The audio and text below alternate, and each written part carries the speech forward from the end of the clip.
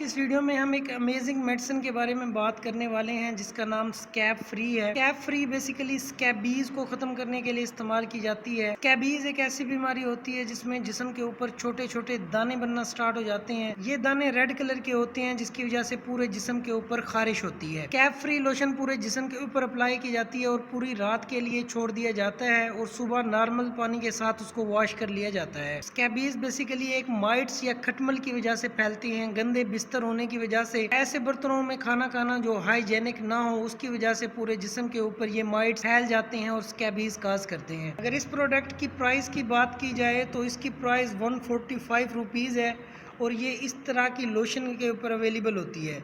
ये लोशन गर्दन के नीचे पूरे जिस्म के ऊपर अप्लाई की जाती है। ये सिर्फ जिस्म के ऊपर अप्लाई की जाती है ताकि स्कैबीज को और जिस्म के ऊपर खारिश को कम किया जा सके। ऐसे इन्फॉर्मेटिव वीडियोस देखने के लिए हमारे इस चैनल को लाइक करें, शेयर करें, सब्सक्राइब करें। कोई भी क्वेश्चन हो तो आप कमेंट सेक्शन में हमसे पूछ सकते हैं।